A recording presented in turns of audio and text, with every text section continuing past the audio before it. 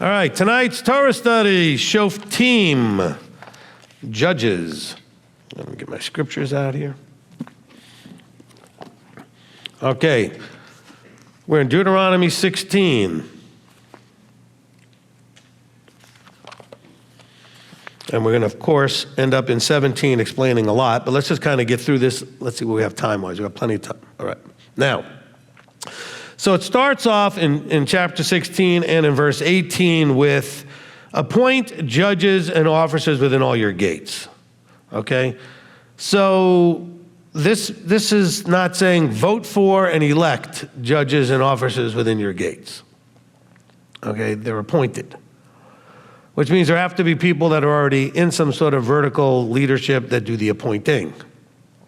You know, one of the hardest, most important roles that an anointed or appointed or leadership has is to find others to then anoint and appoint, to then take those roles so that there's a continuity of leadership that's going to be there as you're developing the new leadership, you know. So just know that that is one of the tough things that we are assigned to do in leadership, is to find the next ones and the next roles for those people, okay? Now, don't worry about who's taking my role. I said I'm not going anywhere for another, 90 years, so don't worry about it. All right, whatever math makes that 150, all right? So, but, we are keeping an eye out for people that can do all the various tasks and roles, and as we do, we go ahead and appoint them. So, the instruction here from above is appoint, okay? Now, then, it tells those that are appointed, as well as those doing the appointing, do not distort right ruling. Do not show partiality. So even for this is where people get messed up in a lot of the churches and the other systems out there, is people tend to put people in positions because there's partiality. These are like, the old kind of cliche of putting yes men in place.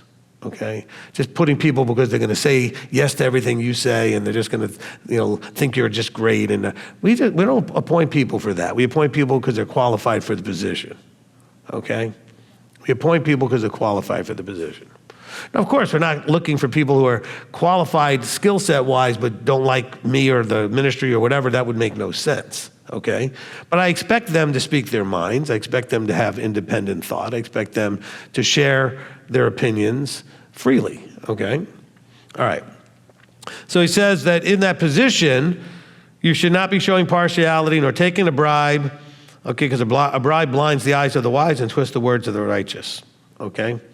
So this is important that you need to know, is that I don't probably have any idea how much any of you gives, so that's never going to be a factor as to whether I treat you A, B, C, or whatever which way you get from me. And it doesn't matter. Some of you might think, well, thankfully nobody ever in this ministry said, well, do you know how much I give? No, I don't know, and I don't really care. It doesn't change anything. I care about you enough to be appropriately gentle or strong as needed with you, regardless of what you do or don't do giving-wise, okay? That's between you and him, okay? And if there's a problem with that, you'll find out eventually, I guess, because it's between you and him, not from me, all right? Now, I can say that, I was doing something with the bank transfers from the app and stuff the other day, and I noticed that a very small percentage of you actually third tithe.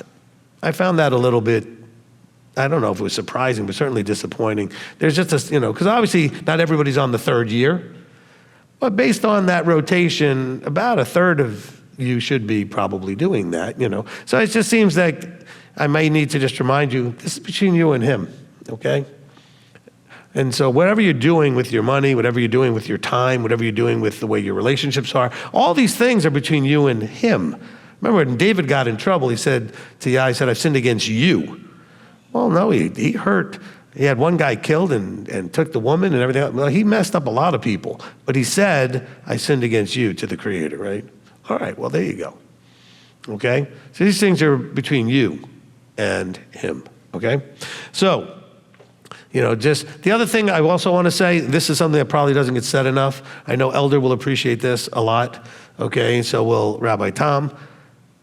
You guys, ladies, don't go around us to our wives, Some of you will try that. It does happen. It used to happen a lot more often. A lot of those people left. But, to try to get to him, elder, him, Rabbi Tom, or me, you guys will go and talk to the spouse, thinking that that's the way to go, because you don't want to talk to us. And the spouses should very freely say, and they pretty much do, you need to talk to my husband, whichever spouse it is. Okay, you don't need to be asking me that. You need to go to rabbi or elder, whoever you need to go to. All right, let's not play that game. All right.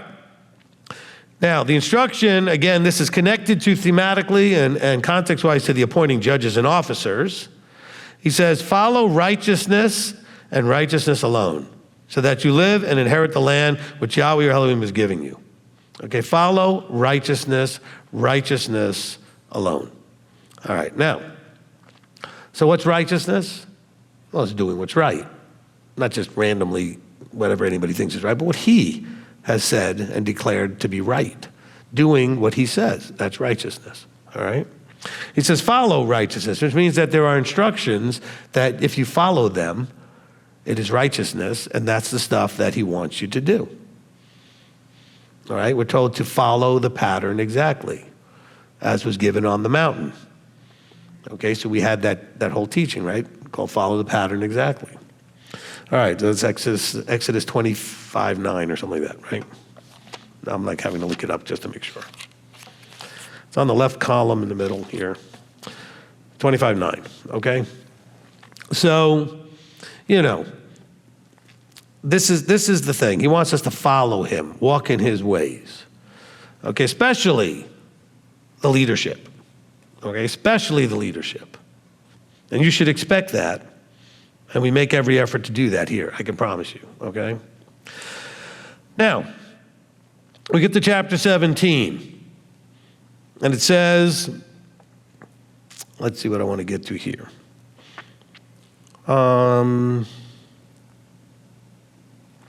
Verse 2 says, when there's found in your midst in any of your cities, which Yahweh your Elohim is giving you, a man or woman who does what is evil in the eyes of Yahweh, your Elohim, and transgressing his covenant, and has gone and served other mighty ones and bowed down to them, or to the sun, or to the moon, or to any of the hosts of the heavens, which I have not commanded, and it has been made known to you, and you have heard, and it has been searched diligently, then see if true the matter is confirmed that such an abomination has been done in Israel. Then you shall bring out to your gates that man or woman who has done this evil matter, and you shall stone to death that man or woman with stones. Wow.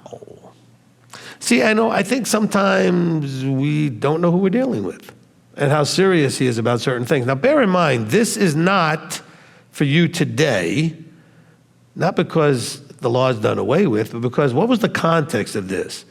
You, Israel, as a cohesive nation in the land, representing me, if someone in your midst is doing these things, we want to create a deterrent that doesn't happen. They need to know that this is not acceptable behavior.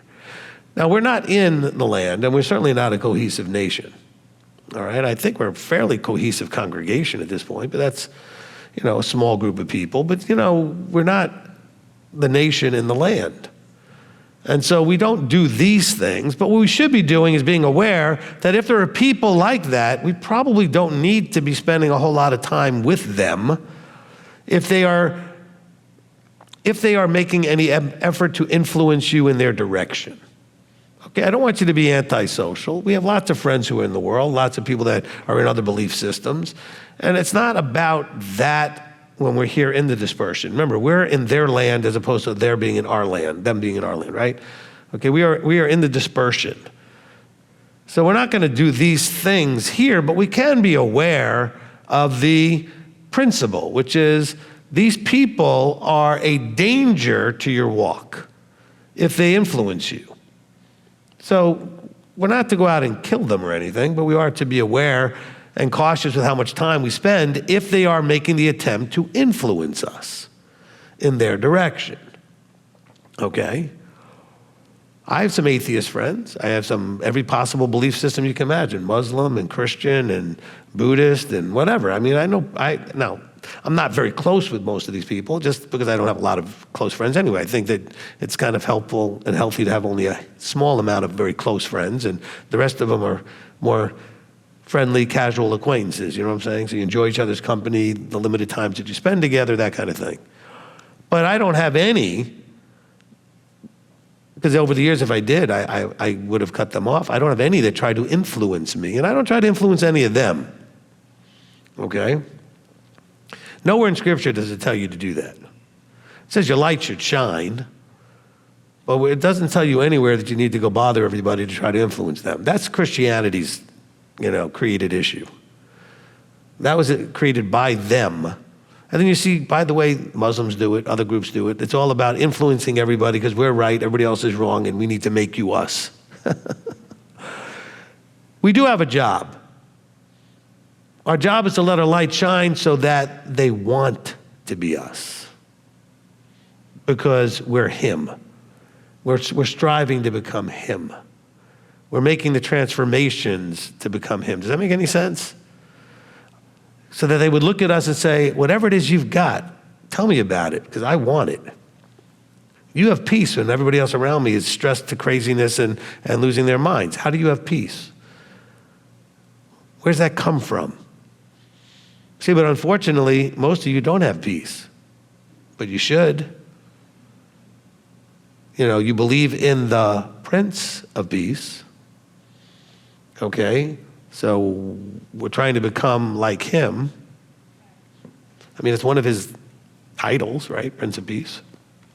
Okay, so let's just keep that in mind as we go through this, okay? And then it says, now, the person is to be stoned to death, and now we get some rules.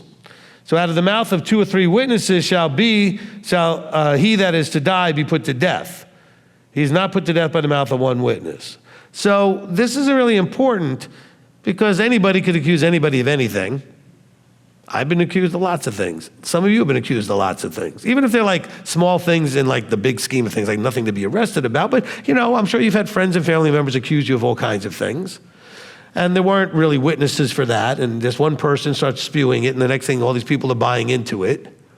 Because everybody's thinking, well, they wouldn't lie to me. All right, let me just kind of bring you into reality. I'm not saying they would lie to you. Do you remember we talked a little bit last time about subjective reality during the zone meetings? Okay?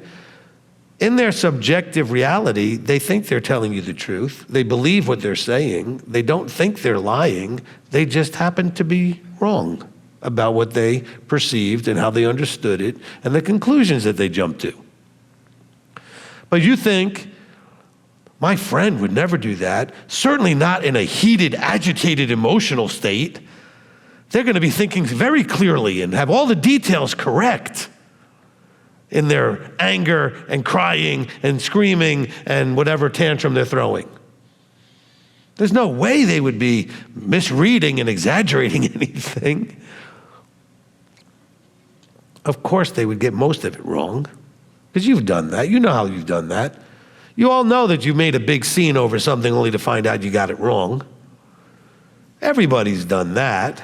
Hopefully you learned your lesson and are doing it less often, and to the point where you're probably hopefully not doing it almost ever anymore, because you just step back and say, okay, I'm just going to let this play out. I'm probably not really sure what really happened. I know I'm upset right now and I'm not thinking straight. Anybody ever heard that phrase? When you're upset, you don't think straight.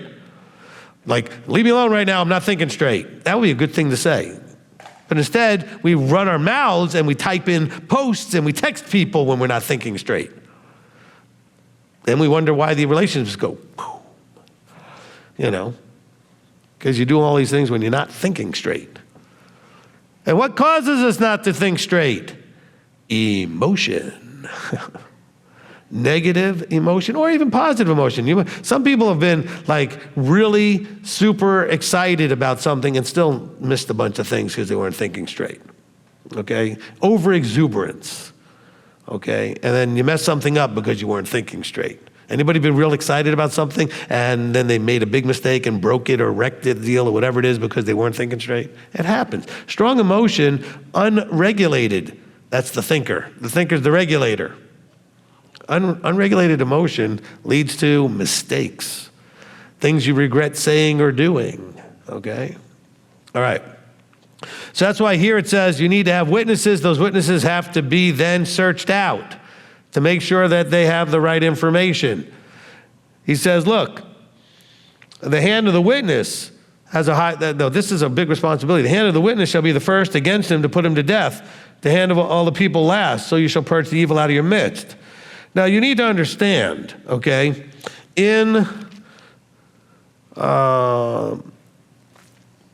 let's see. Okay, in Deuteronomy 19, we're not there yet, but let's just use this now.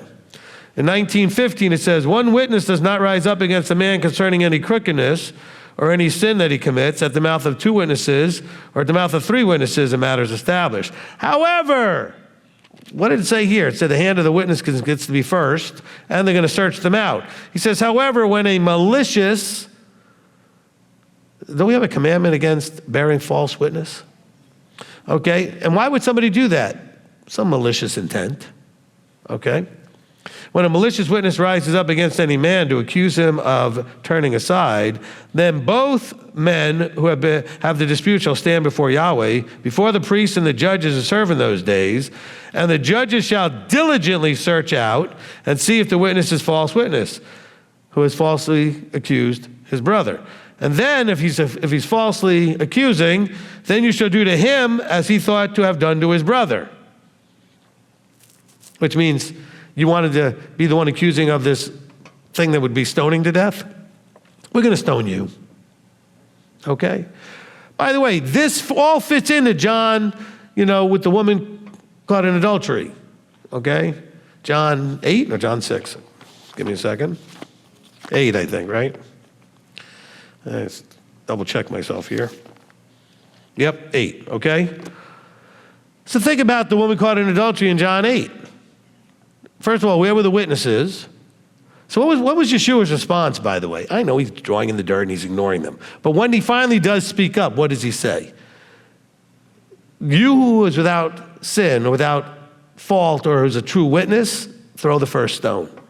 See, but if you don't know Deuteronomy, you have no idea why he's saying what he's saying, because the church has told you completely wrong what that whole thing was about.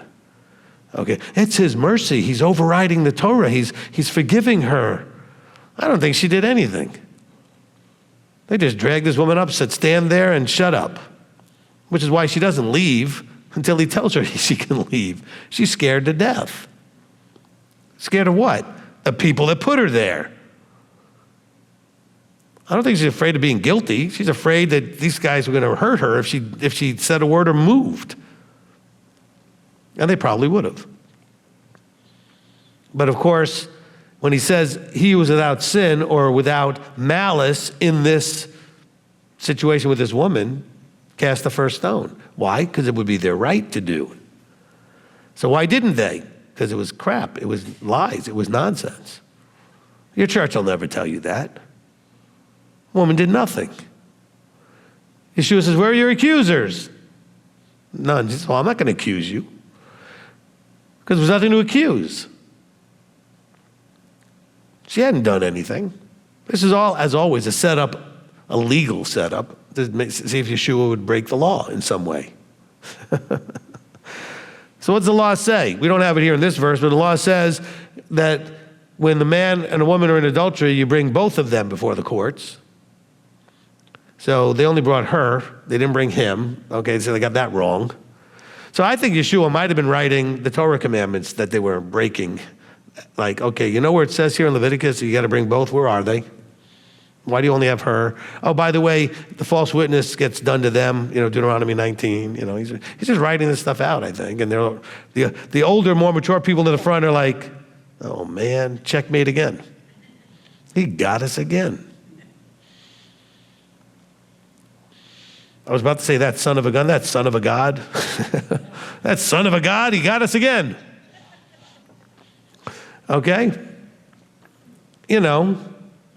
But see, these are where these rules are that he understood and they understood. But most of you coming into this through Christianity never understood. Why would you be reading Deuteronomy? Why would you be learning about the laws about stoning people? We don't do that anymore. That's all been done away with. See, you were lied to about all this stuff. So therefore, you did not have the working knowledge to understand most of what the Messiah taught. Because remember, I'm teaching this in the current teaching on the teachings of Yeshua. The context is that Yeshua was speaking to people that knew this, because this was the only book that existed. There was no New Testament, all right? They knew the scriptures, which went from Genesis to 2 Chronicles or Malachi, whichever version of the Bible you have, okay? If it's a Hebrew Bible, it ends in 2 Chronicles, all right? Because you have the Torah, then you have the prophets, and then you have the writings, okay? So the writings would be last, finishing with 2 Chronicles. Okay, now, but they understood all that. So when he said all that, guys dropped the rocks and said, he got us. None of us saw her do anything. This is all a frame up, set up, and we're not going to get called out on setting her up. Now we'll be in trouble. They didn't know who they were dealing with. They really thought they were dealing with just your average dumb Joe who's out there trying to preach to people, you know? He's smart in all of them. And he quoted what they should have known right back to him, and that's why you have it here, okay? So, it says, when there has been found in your midst and has been made known to you in some way, then you bring these people to the gates, etc. Now, understand that this is really to teach you what happens in a cohesive nation in the land. But then when you get to an occupied nation in the land, when Yeshua's day, he's still letting them know, these rules apply. You're still a nation in the land, and you cannot ask me to. By the way, what else did you need to do? It says it here. You're going to bring her or him or whoever it is to the judges, priests who are in charge at that time, right? Was Yeshua any of that? Nope. Oh, he was not officially anything. He was just a guy walking around teaching, carpenter, who happened to have a bunch of students. You might have wanted to call him rabbi, which he was called at times, okay? But he certainly was not a priest, wasn't Levite, wasn't a priest, and he wasn't a judge. He didn't have any official position. Okay. So they brought her to the wrong person. Because that's in here also, right? It says you're going to bring, when it's to an age, you're going to bring this person. It says here, when we got to 19, it says you're going to go to the judges in that time. Verse 17, right? Then both men who have the dispute shall stand before Yahweh, before the priests and the judges who serve in those days. Oh. Well, Yeshua wasn't any of that, right? I'm not saying he's nothing. I'm saying he wasn't any of that at that moment. At the moment, he was just somebody in town, okay, who happened to have a bunch of students following around and some people like to hear him teach. He had no official position. All right, now, let's go back to Deuteronomy 17. So then we get to the next issue, which is when something comes up that you don't know what to do with. Right? Like if something comes up and like we know this person murdered or they committed adultery, or they did something, whatever it is that we know this is the rule and they broke it and we're going to bring them to the judge and have the witnesses, etc. But what if something comes up that you don't know what to do? I mean, does that not happen on a regular basis? That's probably a lot of the phone calls that we get is something comes up that people don't know what to do. Okay? How do I handle this? What does Torah say about it? You hear this a lot in the zone meetings. You know, people will ask questions about this stuff. It says, when any matter arises which is too hard for you to judge, between blood and blood, plea and plea, stroke and stroke, matters of strife within your gates. In other words, there's something going on and you don't know what to do. All right? He says, then you shall rise and go up to the place which Yahweh your Elohim chooses, so a place that he's anointed or appointed as a place, okay, where he has structure, which in today's day can be like a place like this, okay, if you believe this is part of his structure. Okay, where there's structure, he says, and you're going to come to the priests, the Levites, and to the judge who was in those days and shall inquire. Okay, to be more clear, let's go to verse 12. It says, to the priest who stands to serve there before Yahweh or Elohim, or to the judge. In other words, whoever is there in the position of authority to judge, to make decisions. When you need a right ruling, you go to that person whose job it is to make right rulings. Okay. He says, and so you're going to go and rise up and go to that place. He says, and to the judge who is in those days, we're back in verse 9, and shall inquire. You're going to go to the person in charge and say, here's my situation, I don't know what to do. Now listen. He says, and they shall declare to you the word of right ruling, and you shall do according to the word which they declare to you. From that place which Yahweh chooses. So it's not like you're just going to anybody anywhere. Go to the place where Yahweh has chosen to place his name. Go to that leadership and say, I don't know what to do. And they shall declare to you the right ruling. Now, by the way, you can go to any church or any synagogue or any group, and there'll be somebody that looks like they're in that position. And for that group, they may be. But are they actually in the place Yahweh's chosen to place his name? Okay? What does that look like? Is Yahweh placing his name in a Sunday church? No. Don't get mad at me, all you Christians. He said to keep Shabbat. You guys are on the wrong day. He's not honoring that. You want to honor him on that day, but he's not honoring that. Is he honoring when you're breaking the commandments about pagan holidays? Well, you do Christmas, you do Easter. These are pagan holidays. Oh, no, Easter's about, no, don't tell me what you think it's about, you've been told it's about. It's not about. It is what it is. It existed before it was co-opted by Christianity to worship Ishtar. Christmas existed before they wanted to make it the Messiah's birthday as the Saturnalia. I'm going to look these things up. I'm not making anything up. You can look them up anywhere you want. It's some public knowledge. It's not like conspiracy stuff, you know.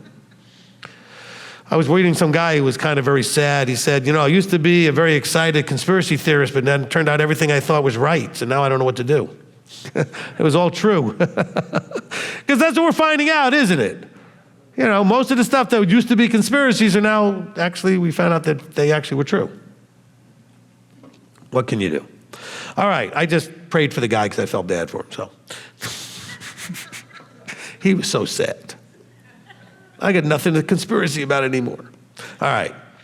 I made that part up. Okay, now, the part about me, whatever. Okay, so the point is this, all right? Here you have a situation where, again, the burden starts on you finding the place where Yahweh has placed his name. If you don't know what his name is all about, then you need to listen to teaching no other name, okay? His authority, his anointing, his appointing is in that place. Then you find the person there that's supposed to be doing this, and then they shall declare the right ruling to you. And now what about your part in this? It says, and you shall do according, we're back now in verse 10, and you shall do according to the word which they declare to you from that place which Yahweh chooses. And you shall guard to do according to all that they instruct you. Do according to the instruction in which they teach you, according to the right ruling which they say to you. You do not turn to the right or the left from the word that they declare to you. Now that sounds very cultish, and that sounds like you're going to be putting a lot of authority in somebody. Yes, it does. Which is why you need to do your part first. See, don't just go to a place because it's convenient. Don't just go to a place because it's in the neighborhood or whatever it is. Don't just follow somebody because you think they're entertaining or whatever that may be. We're looking for anointing and appointing. We're looking for those Ephesians 4:11 guys, those fivefold guys. We're looking for the place Yahweh has placed his authority and his name, and you should know what that looks like and find it. Okay? Because you could be wowed by all of the signs and wonders that may be happening in your church, but does that mean his name is there? We just read Deuteronomy 13 last week, right? Beware the ones that are doing all kinds of signs and wonders, and it's happening, and it's working, and it's impressive, and they're leading you away from the truth. And what could be more away from the truth than telling you the instructions from above have been done away with, nailed to the cross? Ezekiel 22, man, we haven't gone there in a long time. All right. In Ezekiel 22, verse 25, okay. There's a conspiracy of her prophets in her midst, like a roaring lion tearing the prey. They have devoured life. They have taken wealth and precious matters. They have made widows in her midst. Now listen, her priests those who represent Yah, those who claim to represent Yah, have done violence to my teaching. And how do you do that? I don't know. Could there be anything more violent than just saying it's done away with, no longer valid? What could be more violent than that? I mean, it's one thing to twist it and bend it. No, they just got rid of it completely. So who's Ezekiel talking about? I don't know, but it certainly fits what's going on today. I mean, clearly stuff like that was happening in his day too. They profane my set-apart stuff, right, my matter. They've not distinguished between the set-apart and the profane. What distinguishes between the set-apart and the profane? His instructions. The Torah does. It says this is clean, this is unclean. This is set apart, this is profane. They've not made known the difference between the unclean and the clean. And that's not just talking about food. That's talking about tameh and tahor. The things that make you unclean, that make you tameh. The things that make you clean, tahor. All right? I have an old teaching called tameh and tahor. What state are you in? Because you're always in a state of either one or the other. You're either clean or unclean. Okay? He says, and they've hidden their eyes from my Sabbaths. Attention, Christianity. There are 7 of these annually, and there's 52 of them every week. All right? Sometimes there's less than 7 and 52 because it's not always 59, because like this year, 3 of them coming up are all on Saturday. Okay, trumpets is on Saturday. First day of Sukkot's on Saturday, and Sheminat Atzeret on Saturday. So then we're going to have 3 less. We're still going to have the 7 annual ones. They just happen to fall on a regular Saturday. But they're his Sabbaths. Oh, look, all you Christians need to hear this. Okay, you have to decide if you can stomach this or not. The Catholic, unless you're Catholic, I guess, but most of you aren't. The Catholic Church gave you Sunday. I'm not making this up. They're happy to tell you they did it. Go look it up. They brag about it. I mean, this is not a conspiracy. They are very happy to tell you they did it. They chose to move Saturday to Sunday. And then all the rest of you little daughters, okay, of the church there, you're all still doing the same stuff. They gave you Christmas and Easter. They gave you Sunday worship. Is Ezekiel not important to you? Doesn't that sound like what you guys are dealing with right now? So your job, though, is to find a place that's his name dwells, a place that he has placed his name, his authority. Name simply means his reputation and his authority. All right? So what kinds of things would give you that? I don't know. I've told you, if you're listening to a teacher, you can zoom out here a little bit. Here's my seat, right? Okay. Well, nobody's over there to do that. Doesn't matter. You can see it. I pulled it up high enough, all right? Okay, I'm wearing seat. Is the teacher you're listening to wearing seat? It's a simple commandment to wear them. Very simple. All right? You can buy them already made. Just tie them onto your clothes. Here you go. Now it's zoomed out on this side here. Okay, see? I'm wearing my seat. You can see them. All right? So, what things are signs that you're in the right place? Now, that doesn't mean everybody that has a teacher to wear seats is in the right place.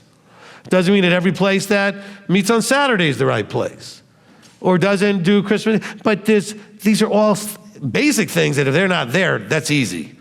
I mean, you can cull out a bunch of them simple, okay? Simple. There's more. And the more you dig into this, the more you start to go, oh, that was things I got to get rid of. Throw that off to the side. When I say get rid of, I mean the wrong things that you were told. We're not getting rid of the things that he actually said. That's the church does that, okay? Our job is to figure out what he said and do it. And what he said not to do and not do it. And when we don't know what to do, find somebody in Deuteronomy 17 role and ask them, what do I do? How do I handle this? And then do it. Follow what they say. Janet's come up a lot over the years and said the following. She said, I have learned that when I do what Rabbi when I've asked him stuff and I've done what he said, that it works. And she said that a lot with her marriage and other things that have been from counseling. And I'm not sharing anything out here in public that she hasn't said from the microphone, okay? But lots of you should know the follow through or what happens when you listen and when you don't listen. Because we'll get some of you, we'll tell you and give you the guidance and do the Deuteronomy 17 thing, me or elder, whatever, and you will go and not listen and then wonder why it blew up in your face, or why it didn't get any better, or why it didn't work, or why it's, because you didn't listen. Bear in mind, we think we're this. I don't mean like we think. I mean, we believe this is what we do. And because of that, we take our counsel very seriously. Now, I don't mean sometimes I don't act a little goofy. But I take what I tell you with all of the weight that you should expect behind that. Because I expect that you are likely to put it into play. In other words, you're going to do the things that I advise or give you guidance. No, I don't care if you do it or not, meaning I'm not expecting obedience or I'm going to give you a problem. I just say this: if I give you the guidance and it's wrong, that's on me. So I take that part seriously. That's on Elder. That's on Rabbi Tom. We take these things seriously, all right? Okay? They take it serious enough that they don't want to even have that. They put it back on me and they bring it to me, which is the way it should be. Cover yourself, okay? But if you're going to come to anybody like in a Deuteronomy 17 way, looking for just an opinion, don't come to me. I don't like to do opinion polls. I take seriously what I give you. I expect that if you implement it, it'll work. And so I give you that advice and guidance. Now, again, I'm not going to be mad if you don't. I just will feel like you wasted my time, because I will take an hour that I could have given somebody else to sit with you and answer your questions and handle your problems, and then you're going to go and ignore what I said. Then what's the point of all that? Okay? Time moves quick. There's only a limited amount of it. I don't like wasting it. Okay? And so I'm very happy to give you as much time as you need, and I will give people plenty of time, especially if I know that they listen, that they're going to be submissive to, because they chose to be submissive to. You don't have to come and ask any questions. You don't have to come and ask for right rulings. And I will never get involved in your life if you don't ever come and ask me to. And when you come and ask me to, I'm only going to give you guidance. I'm not going to tell you what to do. I will give you a right ruling. This is what it says, and this is whatever, okay? Now, listen to what it says, though. The man who acts arrogantly so as to not listen to the priest who stands to serve there before Yahweh your Elohim, or to the judge, that man shall die. So you shall purge the evil from Israel. So he thinks it's evil when you don't listen to leadership. Now that's a very dangerous sounding statement. I don't want you to blindly listen to anybody in a position of leadership.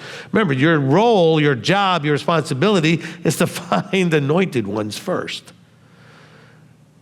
And just being in front of a microphone doesn't mean that. Just wearing tzitzit doesn't mean that. Just putting a name or a label on your card that says rabbi, pastor, evangelist, apostle, whatever doesn't mean that. You got to look for it by listening to what they say and watching what they do. And also observing what the above is doing in your place, like this place. Do you see the hand of the Father in your life since you've been following through the person he may or may not be speaking through, as you're vetting that person? Do you see the fruit? Do you hear the answers you're looking for coming out of that mouth, speaking on his behalf? Or does it sound like just everybody mouthing the same nonsense that everybody's been saying for 2,000 years now? All right? Because you can walk into literally thousands and thousands and thousands of churches of whatever denomination and hear the same thing that all the other ones in the same denomination are saying. Okay? Or even the same thing that probably all of them are saying, all the denominations. Some of the stuff they're all saying.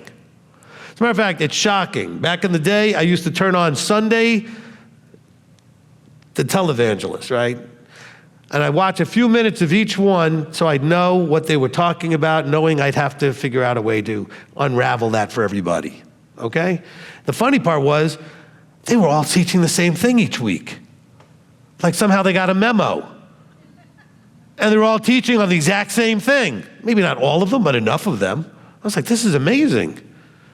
They all went to sermon.com and took the same sermon. That's a real thing, by the way. You know. You'll never find any of my stuff coming from out of that, because I don't even know what I'm going to say before I say it. A lot of it comes as a download while I'm saying it. Okay? And certainly nobody would write that down and post it anywhere on a website thinking somebody else would say it. Because I got a bunch of people going, how did he get away with that? Okay, so anyway. All right? He says, look, let the people hear and fear and no longer do arrogantly. Okay? Let the people hear and fear. Now again, this is not coming from some dictatorial sounding culture. Lots of cult leaders have said everything I said, but they've said it from a point of view saying, I'm it, listen to me, blah, blah, blah, blah. I'm not saying any of that. I'm saying you need to find that and then listen to that person. If that's me, then you should listen. If it's not me, then you shouldn't even be here. Why would you waste your time? Well, because we like what you say, but that's not, none of that's in here. None of it in here says, go find somebody you like the way they speak. Okay? There's no instruction to do that. The instruction is to get instruction. So you want to be listening to someone who's giving you instruction that matches the original. Okay? That gives you the right understanding and context so that when you hear it, you're like, oh, that's what it always was talking about. Okay? Because you can see it. Not just because it made sense to you. A lot of you listen to some Christian guys back in the day and said, oh, that makes a lot of sense. But you had such a limited background and context of what they were talking about, they can make almost anything make sense. But I'm going to bring it to you verse by verse by verse by verse. Case closed. Okay? Mic drop, the whole 9 yards, right? Can't drop this one, it's attached to my head. So.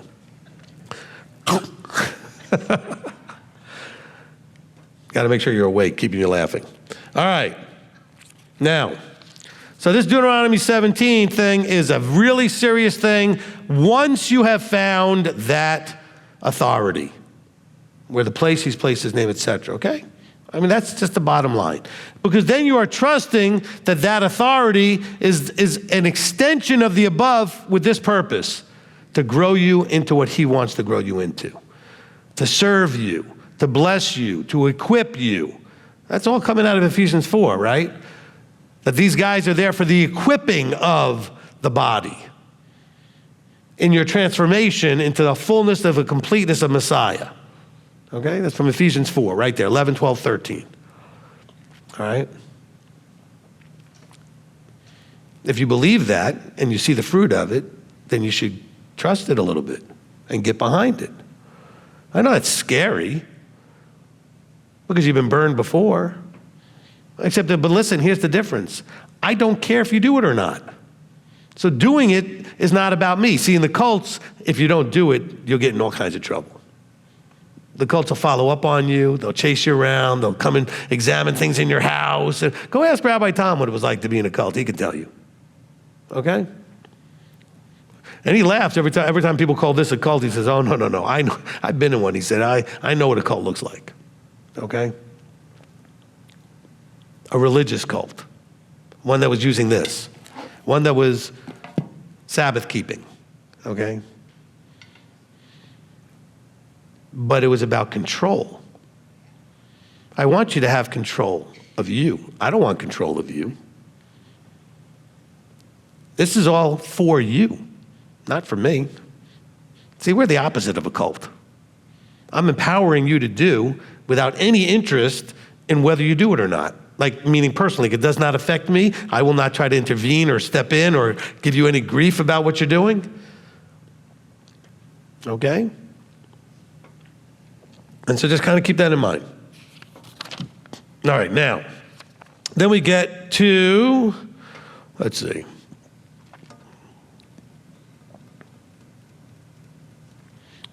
Let's go to verse 18 of chapter 17. Okay, we're talking about kings now, right? When you have a king, it shall be that when he sits on the throne of his reign, he shall write for himself a copy of this Torah in a book from the one before the priests, the Levites. Okay, now, And it shall be with him, and he shall read it all the days of his life, so that he learns to fear Yahweh his Elohim and guard all the words of this Torah and these laws, to do them, so that his heart is not lifted up above his brothers, so as to not turn aside from the command, right or left, so that he prolongs his days in the reign and his children in the midst of Israel. Okay, so I've suggested, and we have a new cycle starting right after Sukkot, coming up here at the end of September into early October, when we get to Sukkot. Well, right after that, the Torah cycle starts again. Maybe you want to write yourself a copy. I mean, we see ourselves someday as being kings and priests, okay? So then maybe you should write yourself a copy. But why even more so? Because it shall be that you read it all the days of your life, so that you learn to fear Yahweh and guard all his words, etc. That's why. Why do we do this Torah portion thing every Friday night? There's no instruction or commandment to do this, by the way, which is funny. One of the very first and rare, I don't know that we've had too many since then, but one of the first and only arguments we really have had debate-wise in MTOI leadership was at the very, very beginning with the very first leaders. This goes almost 15 years ago. And the debate was over, do we need to teach the Torah portion on Shabbat? That's because I don't teach the Torah portion on Shabbat. I give you a topical teaching on Shabbat. And there was a rabbi who was part of our group at the time who, this is when we were letting people be a part of it that kind of liked what we were doing, wasn't completely extension and that kind of thing. And we weeded all those guys out eventually. But he argued that it's required to do the Torah portion on Shabbat. And I said, but there's no verse that says that. He said, well, when Messiah stood up and he read in the synagogue, he read a verse and a half from a prophet. So first of all, that would be a Haftorah portion, not a Torah portion. And there's no Haftorah portion that's a verse and a half. Okay? Because he read a verse and a half and he sat down from Isaiah. So there's your instruction that we're supposed to do the Torah portion. It didn't say they were doing the Torah portion. He stood up, picked up the scroll, read that verse and said, this has been fulfilled in your hearing. So we do this, though, because on Friday nights we do it because I think it's important that you hear the core of the instructions is the first 5 books. It is the foundation of everything else. So we do this every year as part of a cycle. We go through and review from Genesis through Deuteronomy every year in a 1-year cycle. All right? But it may, you may be inspired. How many of you have actually done this already? That made a copy? All right, some of the hands, okay. Did you get something out of that? Okay, every one of you. But a lot of you, I've mentioned this every year, and a lot of you still haven't done it, okay? But maybe you want to do it. And I'm going to recommend that you do it in a unique sort of way. I want you to write it by hand, not type it out. I want you to read it out loud as you're writing it. Because all of those are ways of it getting in. When you see something, it goes in on one level. When you speak it out loud, it goes in on another level. And when you write it, you ever notice that you've taken notes for things and never had to go back and look at it because you remembered it better than when you didn't take notes? There's something about these multiple modes of information that goes in, right? I do it through hearing, through seeing, through writing. So read it where it says here, okay? And it shall be when he sits on the throne. And it shall be when he sits on the throne, okay, of his reign, comma, that he shall write for himself a copy. Read it out loud. You're looking at it, you're saying it, and write it out. Now, I want to caution you something, because some of you will get so anal about this that you'll miss the point. Don't get overly, I'm not saying don't do this, like some of you are just going to do it anyway. Don't care so much about what it looks like. That's not the point. It's not about the penmanship being perfect. It's not about making a copy that's ready for the National Archive, okay? It's about you doing the exercise of writing it out, reading it so that it goes in better. It doesn't need to be the new copy that you read from. You could still read from the nicely printed copy or whatever you have digitally on your computer or on your phone. It's the exercise of writing it out. Whether you ever look at it again is not the point. Doing it was the point. Matter of fact, do whatever you want with it when you're done, and then you know what? Maybe start doing it again. And don't worry about how beautiful it looks. Just write. Read it, write it. Say it, right? Because I know some of you are like, well, you know, I didn't realize it was going to take me so long to write a Torah portion. Well, because you're like, this is not like you're writing as a scribe a Torah scroll. And you're like trying to get every jot and tittle just perfect in some sort of like calligraphy or something. Just write it out, okay?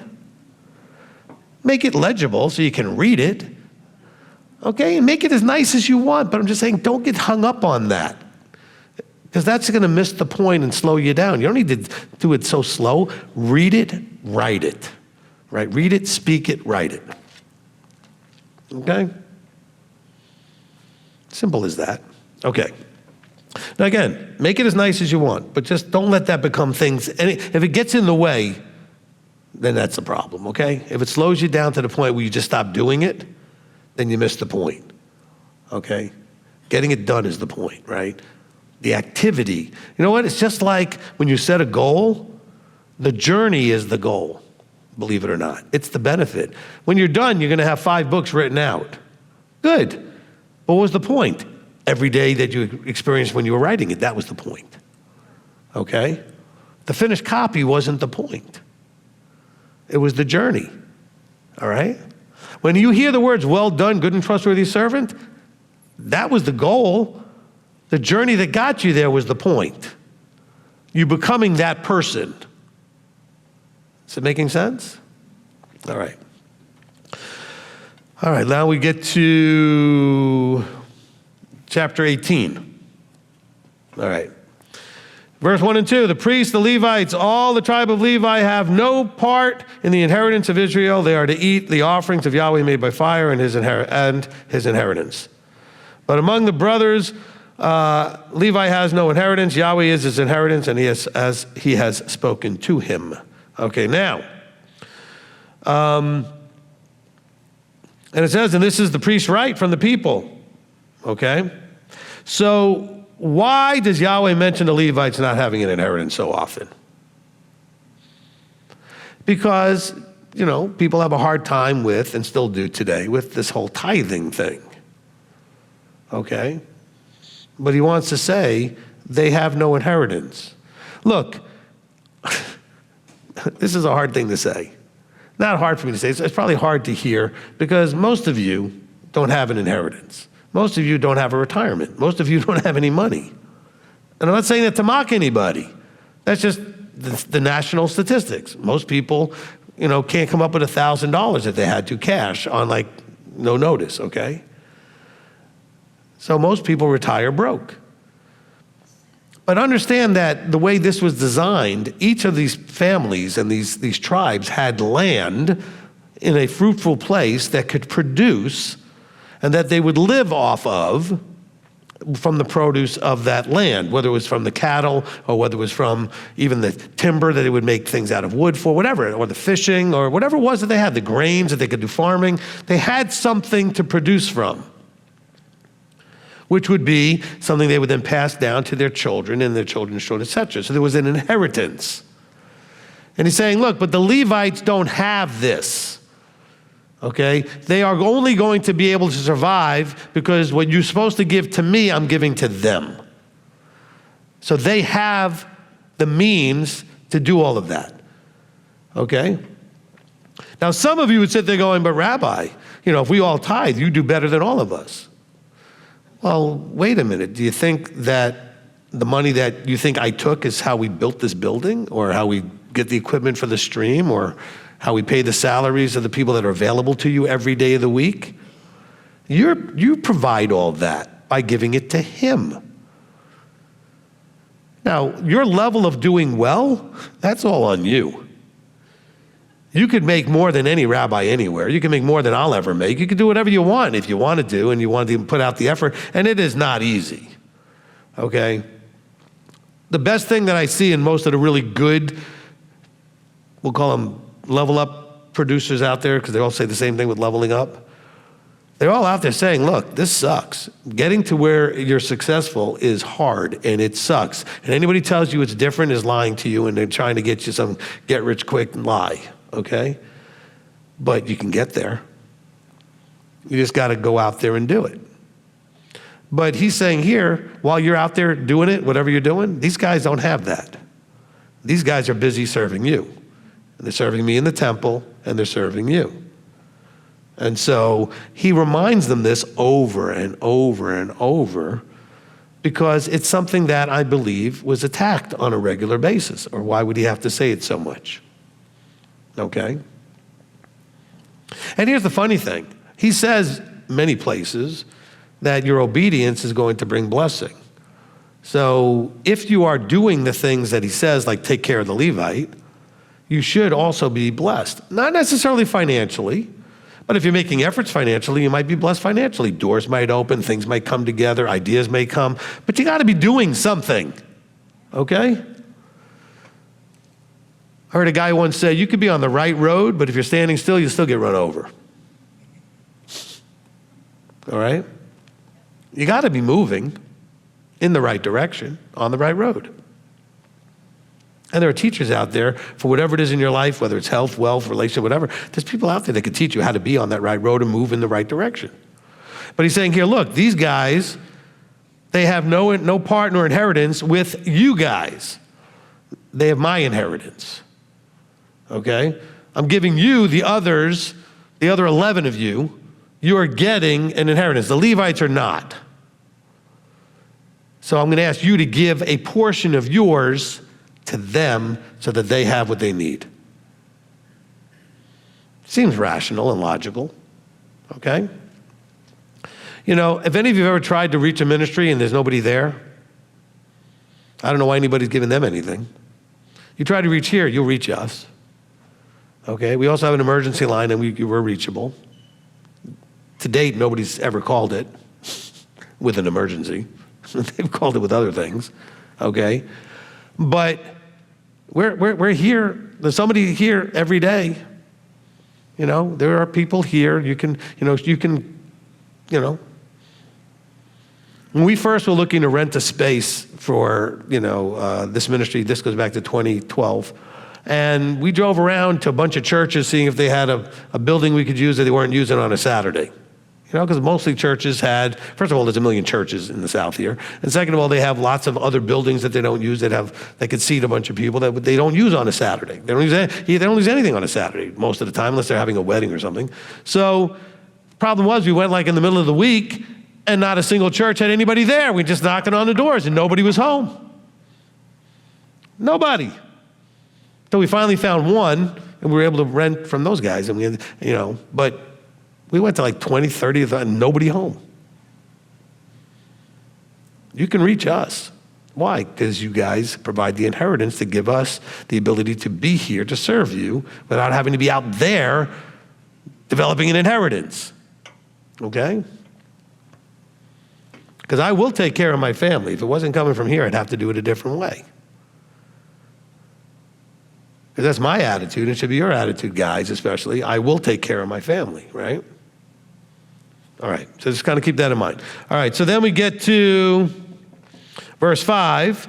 For Yahweh your Elohim has chosen him. This is the Levite, right? This is explaining why the Levites get this stuff. For Yahweh your Elohim has chosen him out of all your tribes to stand to serve in the name of Yahweh, him and his sons forever. Okay, so this is to help you understand why. This is the reason the Levites get what they get. It's because Yahweh chose them to stand and serve in his authority. Okay? Serve. Now, in some ways, maybe I was going to say something, but I don't think it's right or wrong. Okay. In some ways, I think we do that more now than they did. A lot of what they did was temple service. But then again, of course, the temple service was for the people of Israel coming and bringing their sacrifices. So they were doing that. But nowadays, we literally are here to serve you in whatever capacity, not as focused on things like temple service, which was their major part of what they did, right? That was the majority of what they did. But we serve in every possible capacity. We are probably giving away literally hundreds of thousands of dollars of free therapy. And I don't mean that as a joke. I mean, You should be very appreciative just for that. And a lot of you have never availed yourself of it, so you have no idea. But, I quite frankly think we give some of the best therapy and free that you can find anywhere, all right? And we don't have to. We're not, professionals. As ministry, we're allowed to, okay? We have license to do that, so to speak, because we're ministry, we can counsel. But it happens to be that the skill sets that I happen to have, an elder has, is very strong in that area, And so we're here to serve you. And believe it or not, we expect that most of it will not be on halachic issues. Because once you learn the halachic, meaning the law, once you learn the law, you learn the law. Every now and then something will come up like, is it okay to eat this? I'm not sure if it was clean or unclean or whatever. So I'll say, all right, is it okay to do this on Saturday or that? I mean, every now and then something comes up halachic, especially with the new people maybe, but older people, very rare. That's why when you guys come into like the zone meetings, unless it's a new person, we're not getting a whole lot of halachic questions because they already laid that foundation. You get almost no halachic questions asked to Yeshua. He has to correct them when they've got it wrong. Well, why don't your students, do this washing hands ritual when they're about to eat bread? He's like, well, because that's not halachic, it's tradition, Okay, and so he corrects him and says, but that's not a Torah issue. The Torah doesn't require that. Okay, all right. So then we get, let's see, in verse 9, he says, when you come into the land which Yahweh your Elohim is giving you, do not learn to do according to the abominations of those nations. So now bear in mind, he's talking about things that would break the halachic instruction. Don't worship their God. Don't worship me the way they worship their God. Don't treat each other the way they treat each other. Whatever it is, it's against the Torah, the instructions that he gave. He says, don't learn and do according to their things. I gave you the right things already. Do what I've told you to do. All right? Let's see. We'll skip that. All right, we get down to verse 15. Okay? So Yahweh your Elohim shall raise up for you a prophet like me from your midst, from your brothers. Listen to him. Okay, so this is Moshe. Everybody in Christianity and Judaism, everywhere else, I guess in Judaism, but most certainly in Christianity and the Messianics, all think he's talking about Yeshua here. And he is, but not primarily. He's talking about Joshua first, and then all the other ones that would lead until Yeshua. Okay? It says, Yahweh's going to raise up for you a prophet, one who speaks the word with authority. That's all it means to be a prophet. Okay? Speaks the word with authority, like Moses' authority. Okay? So, I guess, according to this, when I'm teaching, if you feel that authority is there, then I'm speaking in the role of a prophet. Okay, I'm not here claiming, because then people only think of things like prophets being like Ezekiel or Isaiah or Jeremiah or whatever. No, anybody speaking with authority, okay? And this is a person that's going to be now taking Moses' place, okay? And this is going to be Joshua next. Now, he says, Yahweh's going to raise up for you a prophet like me. So what's like me mean? What was Moses doing? Sharing the word from above with authority, okay? So that's what that prophet will be doing. He says, listen to him. According to all you are asked of Yahweh your Elohim in Horeb in the day in the assembly, saying, let me not hear again the voice of Yahweh my Elohim, nor let me see the great fire. Remember when they were at Sinai and the 10 Commandments, and they were like, no, we don't want to hear that anymore. Moses, you let him talk to you. Okay? And Yahweh said to me, what they have spoken is, now it doesn't say is good. Okay, I want you to understand that that was not his intention. He said, what they've said, I can work with that. In other words, it's fine. Anybody ever say something like, so you say something to them and they go, oh, that's good. Is it different than when they say, okay, that's fine? Good means that's the way they wanted it. It's good. I agree with it. Fine means it'll work. I can deal with that. I can make that work. True? Totally different way of saying things, right? Wow, that's good. All right, well, that's fine. Fine means it's not the way I really would have wanted it, but it's okay. That's what Yahweh's saying here. They didn't want to hear from me directly, and I said, that's fine. We'll do it this way. All right? He says, I shall raise up for them a prophet like you out of the midst of their brothers, and I shall put my words in his mouth, and he shall speak to them all that I command him. Everybody doing what I'm doing should be this person. If they're not, you shouldn't be listening. How do you know? Is it his words? Not every Yahoo out there is claiming they're speaking his words. I mean, are they his words? Do you hear them? Do you see them? Are they being expressed? Not like, oh, I have a word. No, that's, who knows where that came from. Maybe a bad taco or something and they went to sleep on that or whatever, okay? I'm just saying is, this stuff is, this is the word, and how are they sharing it? Are they sharing it with his authority correctly and accurately, with the right context and understanding, etc.? All right? Now, he says, I'll put my words in his mouth, and he shall speak to them all that I command him. And it shall be the man who does not listen to my words, when he speaks them in my name, I'm going to require it of him. This is, by the way, in chapter 18, which very conveniently comes after 17, which is saying the same basic thing, saying these are people that I've given authority, and if you don't listen to them, when you go and inquire of them, I'm going to require it of you. Okay? Now, he says, however, the prophet who presumes to speak a word that I didn't say, okay, a word in my name which I had not commanded him to speak, or the one who speaks in the name of other mighty ones, even that prophet shall die. So now we're not doing Deuteronomy 13, which is where they said something and it happened. Now we're going to hear the opposite. And when you say in your heart, how do we know the word of Yahweh is not spoken? You say, well, the prophet speaks in the name of Yahweh and the word doesn't happen, or it comes not. Well, let's see, the word is not meaning like it doesn't actually exist. So when somebody claims something and it's not in the book, the word is not. It's not there. I've had people coming to me on a regular basis. I'm like, but it doesn't say that. I had a conversation with somebody this week who was claiming all kinds of things. I said, yeah, but it doesn't say that. I know it's what you want it to say, but it doesn't say it, okay? Or it doesn't come to happen, like all the people that have said every September 23rd for the last 15 years that came by and the end of the world didn't happen and Messiah didn't show up, or all the blood moon things that happened and Messiah didn't show up, all the Jubilee claims and stop listening to these idiots. Excuse me. I don't know. Oh, but I like them. Shut up. Just stop. I'm sorry. That is just whiny weakness. But I like them. But they broke what Yahweh said here. They said something would happen and it didn't happen. Now, he says, do not be afraid of that person. And what he means by afraid is don't give them awe, fear, and reverence when he says don't be afraid. The same fear and reverence you're supposed to give to him. Don't give them that. Don't reverence them. Don't give them that proper fear and authority, respect. He said, that prophet has spoken presumptuously. I didn't say it. They claimed I said it. Lord, Lord, we did all this stuff. And he's like, no. Okay?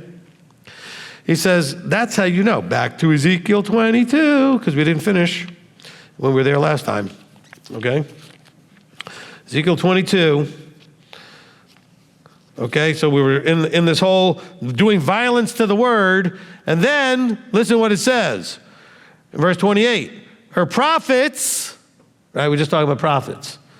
Her prophets have coated them with whitewash, seeing a false vision and divining a lie for them, saying, thus said the Master Yahweh, when Yahweh had not spoken.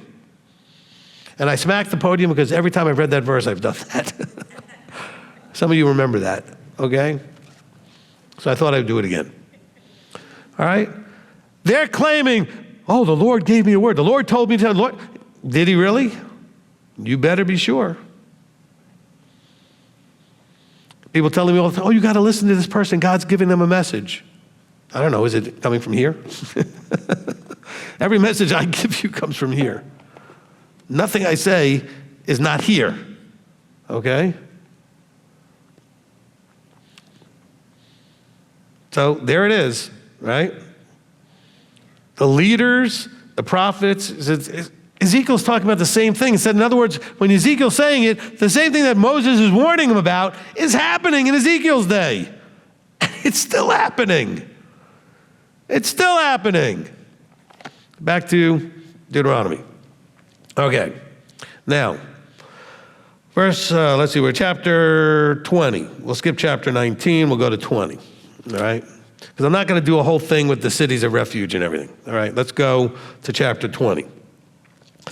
All right, when you go out to battle against your enemies, verse 1, and shall see horses and chariots and people more numerous than you, don't be afraid of them, for Yahweh your Elohim, who brought you up from the land of Mitzrayim, is with you.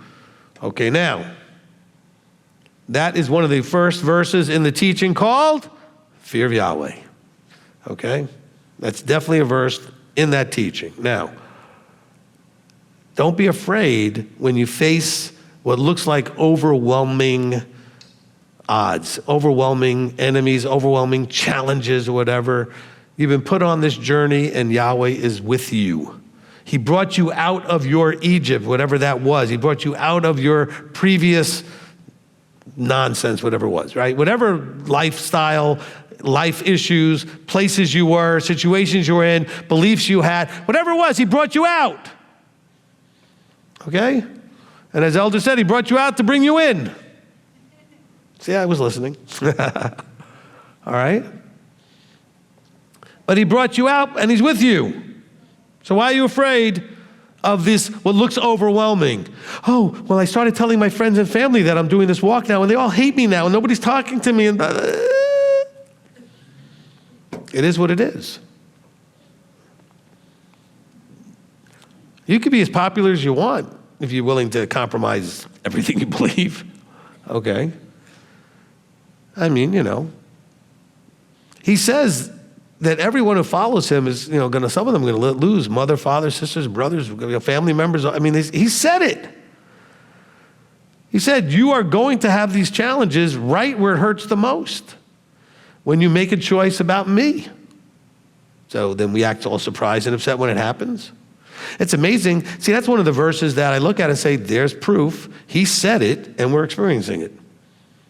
And he said it 2,000 years ago.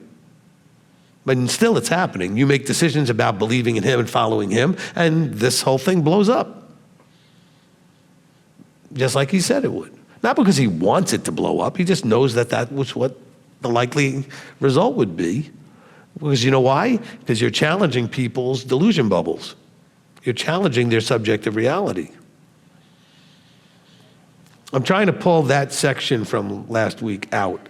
Because I think this whole thing, maybe I'll teach about it sometime. We'll do something about it at Sukkot or something. It's this whole idea of reality and subjective, objective reality is like something I think we're going to talk a lot about, because that's our biggest problem right now, is that we're all caught up in some form of subjective reality that's hindering your fully understanding and embracing actual reality, okay?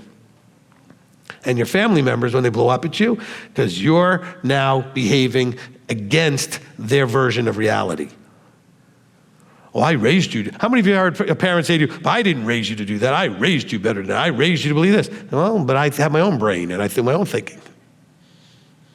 Scary thing, but yeah, I think for myself. All right? Okay?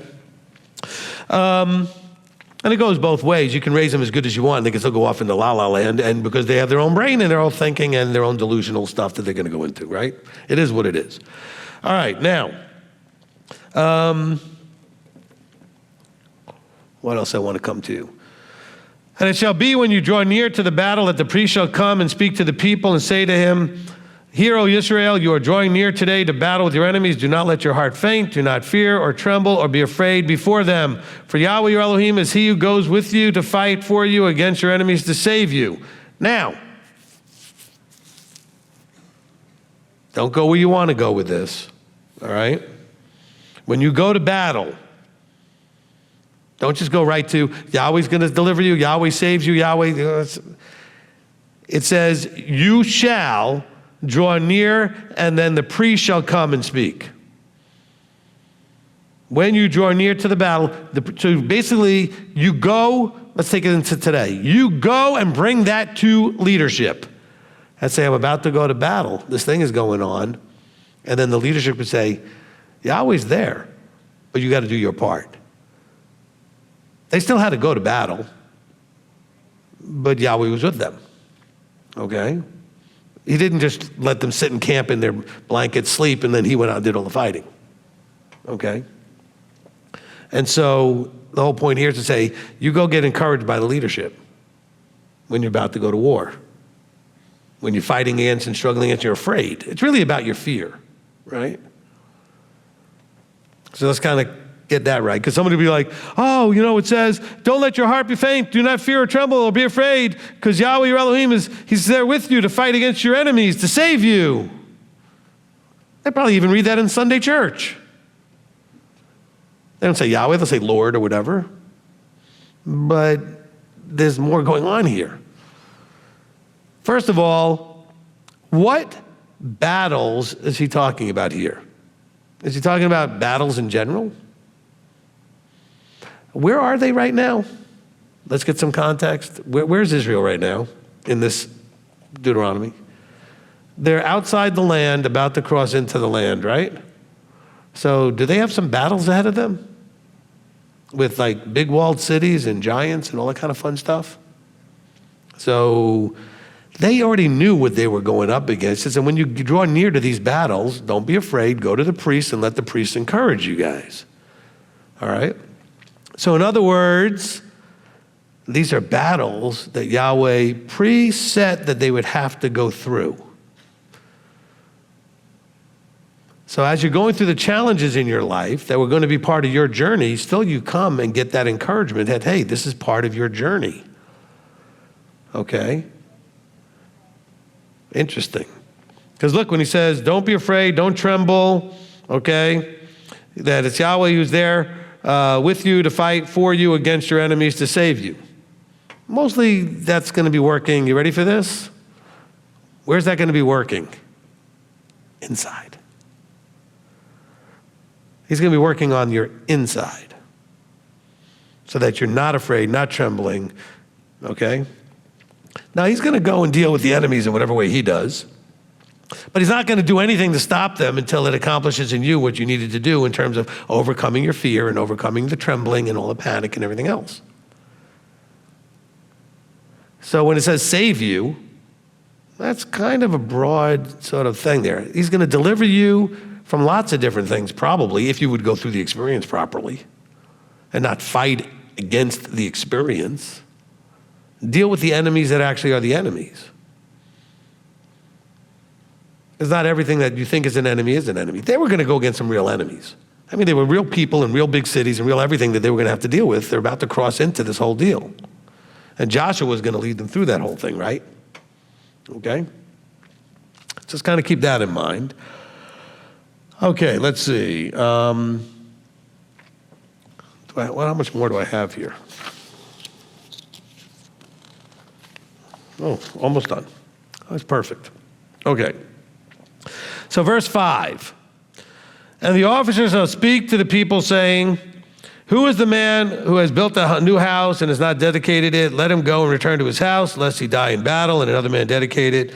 Who is the man who has planted a vineyard and has not begun to use it? Let him go return to his house, lest he do die in the battle, and another man should begin to use it. Who is the man who is engaged to a woman and has not taken her? Let him go and return to his house, lest he die in the battle, and another man take her. And the officers shall speak further to the people and say, who is the man who is afraid and tender of heart, weak? That's all it means, is weak. Who is afraid and weak? Let him go and return to his house, lest the heart of his brothers faint like his heart. Okay, now, what is this talking about? In setting up a command to do battle, first weed out the otherwise committed. Okay, those who are otherwise committed, they're not ready for this. Yeshua does the same thing. Oh, well, let me go bury my father first. Oh, but I got to deal with this other thing. Oh, and all these excuses. Okay? Yes, to some degree, this is trying to protect the man's stuff, but really, they're otherwise committed. He said, we need people that are going to go to war that are not distracted by leaving a engaged wife behind that you've just been engaged to, leaving a vineyard behind. Like you got this, your mind's on this thing you're doing over there. You're not focused here. We need everybody to have full attention on what's going on if we're going to go to war. Does it make sense? Then also, they want to weed out the weak among you. Now, we don't, leadership doesn't. At this time, we're not going to war in an actual literal way and with a command and doing all those things. But you know what he's doing? He's weeding out the weak among you. He's weeding out the otherwise committed. You're committed to other things. You're just not committed to this. You're not committed to him. You've got other things that have your attention. And then you wonder why you're struggling with some of those things, because he wants you to have your attention here. Or you might look at others and say, well, how come they seem to succeed? Because he's allowing them to just be otherwise committed. They're not ready. They're not ready. Okay? Can we agree we're kind of in a battle? Just existing, we're in a battle. And you've got to be committed. If you're otherwise committed, if you're distracted, you're not really ready. That's what he's saying. You're not ready for the battle. He says, and if you're weak, you may cause others around you to faint. Okay? That was a really important piece of that. I kind of skipped over it, but let me go again. It says, those who are afraid and weak, let them go and return, lest the heart of his brothers also become weak and faint of heart like him, because that's contagious. Okay? You got, how many movies do you watch where they're all lined up and they've got their guns or whatever, they got their arrows, whatever. I mean, it could be any of the more traditional war stuff, and how they line up, it seemed like the dumbest thing ever. Line up two lines of people shooting at each other, okay? Like, can you come up with a dumber way to fight?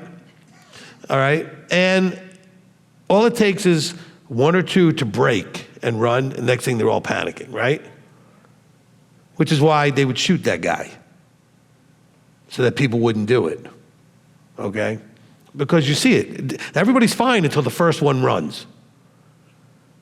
And depending how everybody gets cheered on, whatever, by the leadership, it could be contagious. So, just understand this is not something we actively are doing as leadership. He's actively doing this. He is weeding you guys out. He's allowing to see if you would be otherwise distracted or committed to other things and not be focused on him like you should. Now remember, being focused on him doesn't mean you neglect your finances and your health and your relationships and everything, but having the right balance, okay? You can do those other things, by the way, in his framework. I can have a relationship in the context of him, make my finances in the context of him, deal with my health in the context of him, the framework of him, right? Everything I can do is still in the framework of him. But if I get too overly committed to one of those things, I will lose sight of him if I don't watch out. Very easy to lose sight of him if you don't watch out. Okay? All right, so that's going to do it for this study. I hope that was good for everybody. I just find this so fascinating that Yahweh would provide someone like you for us to come if we need help for guidance, but also on right ruling, but also to get encouraged. And every time we go to see you, we do get both. We get encouraged, but we also get the guidance. But the way you explain it makes so much sense, because it every time I come, like I just literally came last week, and I was. It would be. I know. I guess sometimes I interrupt. I'm sorry, but all right. Look, it would be really tough to just be told all the time that you have to do something, without getting the encouragement that you can, that there'll be help, that it'll work out if you do the things. Just to say, well, listen, you just got to do what I say. See, a lot of dictatorial parents are like, well, you just got to do what I say, without explaining the benefit to you for doing what they say. The encouragement. Like I told you the story all the time about when I used to take my children on a vacation when they were little. I say, look, if you would just do everything I say, I want to give you the encouragement that you'll have the best vacation. Because my goal is to make sure you have the best time. Not just by being obedient, you'll have the best time. You won't distract me from the things I want to do to give you a great time because I'm too busy distracted by you not listening, right? And so the encouragement is important when there's a lot of this going on, right? That little smack saying, do this, don't do that, do this. Why? Because it's important, because it will bless you. There has to be those encouragements as well. No, I appreciate that because you do that a lot with us. You've done it with me many times. I also appreciate the structure too. Yeah. With something that I had to deal with that I counseled with you, and I went to my husband. And my husband will be very good at telling me, talk to Rabbi. I'm not sure about this, talk to Rabbi. And so I will. So, but then he also will talk to you if it's something related to me like he did. And you're so right with so many, I mean, with everything that you said, but especially when you were saying that the fear, that we have to overcome the fear. I literally was afraid to say the words when I had the conversation. But then I was like, there was a strength that came just saying the words that I knew they were coming from you, that I had to say, and I felt encouraged in the moment. And I was able to do what I was supposed to do and handle that situation, and it went well. It went very well. And I feel like the fear is such a thing for all of us but when we are able to overcome it, we become stronger every time we overcome a fear. You know, like we become stronger to deal with it better the next time. Absolutely. So I just wanted to say that I appreciate that, Rabbi, from you. And yes, you have said before that every time I follow what you recommend or your guidance, it works well every time. So I just wanted to reiterate that for everybody to hear, whoever is listening. So not only did you want to use encourage, but you want to use reiterated in the same. Yeah. Little joke at Elder. Yes. And then the other thing that I wanted that I got from today was the whole thing about emotion and how whether it's good or positive or negative, if it's out of control, it will blind us. And I have found myself in those two places, whether it was negative or positive. And I didn't even say blinded because blinded is a different connotation. I said you're not thinking straight. yes. Okay. Now I would say that people do use the phrase, well, you're blinded by emotion, or you're blinded by this, and that's true. But that's not where you think it's not like you feel like you don't see anything. You think you see very clearly. You're just not thinking straight because the emotion has you seeing things through a filter. So, because it's blind, I don't think it paints the picture the way I would want it to be. Yes, right. Absolutely. Yeah, it will definitely, it will block our ability to really make good decisions, rational decisions. Although I just realized that if I'm painting a picture and you're blind, you can't see it anyway. And then the whole thing about fear, how you ended with that, how we need to overcome it for him to help us.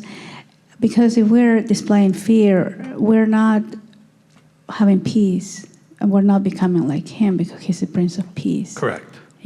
So how beautiful that we're not acting like him when we're afraid, and we can overcome our fears if we trust in him. So thank you, Rabbi. Amen. Appreciate it. Look, and for a lot of you, that still small voice in your head, some of you may have had a really good parent, and sometimes you'd hear their voice in your head, you're about to do something, and that was the voice that got you to make sure not to do it or caution you or whatever it was that you need to hear. Some of you have said that voice in your head now sounds like me. I apologize for that. But if it's his voice, it doesn't matter, because we don't have a voice sound for him. So if you can be that teacher you have, at least you're hearing him. It's not me you're hearing his words with my tone of voice, And so that's very, a very positive thing if it's helpful to you. Just like some of you with good parenting, said, you know what? There were times you were about to do something and all you could hear was mom or dad, and you were like, no, I need to not do that. Because that was speaking, and that voice was allowing to speak. You were allowing it to speak in your life, okay? From Sean Miller. The eye for an eye and tooth for a tooth that's been stated be strictly related to bearing false witness based on Deuteronomy 19:18-21, and not a more broad sense that has been always used? All right. I've answered this point when it comes up. It's simply talking about the balanced punishment to the balanced crime, okay? I wouldn't necessarily bring it to the Deuteronomy 19 necessarily with the witnesses, etc. What it's simply saying is, if I were to punch out your tooth, the loss to you would not be the same as I would punch out your eye, okay? And so it had to do with balance in the punishment and the crime kind of when damage was done, as opposed to when somebody was like doing something that the punishment was death or whatever, okay? But if I did something that knocked out a tooth, it wouldn't be the same thing that I did something that knocked out your eye, okay? And so they said, look, you can't give the same kind of a judgment against someone who did the tooth as the eye. It's just giving you a balanced perspective. Rabbi, in Deuteronomy 15:4, there shall be no poor among you. Is a society morally responsible for eliminating extreme poverty? What is the meaning of this verse? Okay, Ashish, I appreciate the question, and you should have listened to last week's, but maybe you're new, okay? I literally addressed this last week, okay? So in the same chapter, it says that there should be no poor among you. Then it also says later on that the poor do not cease in verse 11, okay, from being among you. And so we're not responsible, okay? We're not societally morally responsible for eliminating extreme poverty. What he's saying is if this group as a nation did the things that they were supposed to do, then there would not be poor among them, okay? Remember, because there are those that are poor by choice, and there are those that are poor not by choice, all right? And the poor by choice hate being told that it's poor by choice. But some of you are impoverished by choice. Oh no, it's my parents' fault and it's the government's fault. And no, stop, okay? But he says the poor do not cease from the land. He says, therefore, I'm going to teach you to certainly open your hand to your brother. So we're available to help your brother. So it's talking about the group cohesively, the nation in the land at the time. Okay, but we're not morally responsible eliminating poverty. We're there morally responsible to be there for your brother, which may mean teaching him how to fish instead of just giving him fish. Okay, if he wants to learn how to fish and take care of himself. Okay, so, but I think I covered this a little bit more in last week's Torah portion. So if you go there in that part, you can get to where I covered that verse. Okay. I'm not sure where, but if you just kind of follow along when I get to chapter 15, verse 4, verse 11, you'll see that I covered it there. But basically, just so you know, if we did everything right, he would still allow there to be those that are poor, not by their own fault, but poor by default. We'll call it default instead of their own fault, so that we would learn to be compassionate and find ways to care. And that would be a moral obligation within the body to do that, all right? But when you say the responsible for eliminating extreme poverty, it really depends on what's causing the extreme poverty.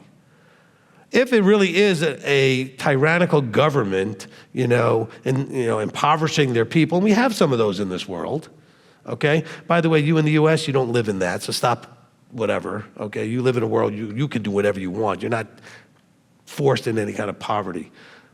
Dumb. You spend stupidly, and you don't work smartly, okay? We'll call it that way, all right? But, there are places where, you've got despotic governments that take everything and the people have nothing, and it's just, there's no way for them to get above anything. And that kind of poverty we can't do anything about because we have no power in that place. He's saying in the place that you have some power, have compassion for your brother. If he has need, see what you can do, if anything, to help with that need, but also make sure you're actually helping and not enabling or entitling. Okay, that's really the bottom line for that. So yes, there's a moral responsibility as a body. Society is a mess. I can't say societally we have this moral obligation because the society is something we have very little control over. In my circle of influence, those who I know of and care about and have a relationship with, I would feel a moral obligation to see if there's something I could do to help. However, the answer to helping is 99% not throwing money at it. Okay, that doesn't actually help. That's a small Band-Aid, okay, on a bleeding, gushing wound. It doesn't really do the fix, okay? So let's just be kind of clear about that, all right? So is a socially, morally responsible, is a society morally responsible? Scripturally, yes. This society, in this way, but eliminating poverty, then we have to get into a whole discussion of what that looks like, okay? And I'm not going to do, I don't think Yahweh is going to do anything for anybody that's not willing to do for themselves. That's not for the people that can't. That's for the people that won't. The people that can't, he'll take care of. He'll inspire us to take care of. And we do that as a ministry, okay? Now, not everybody thinks we do, because we're also going to vet through and find out there's a lot of won'ts in there that we want to address first. We want you to get past all the things you won't do to fix your own problem before we help you in any way that we do, because that's not really helping you otherwise. So it's a good question. Appreciate it. Wrong Torah portion. That was last week, but that's okay. Maybe you missed last week's. So I encourage you to go back and listen to it.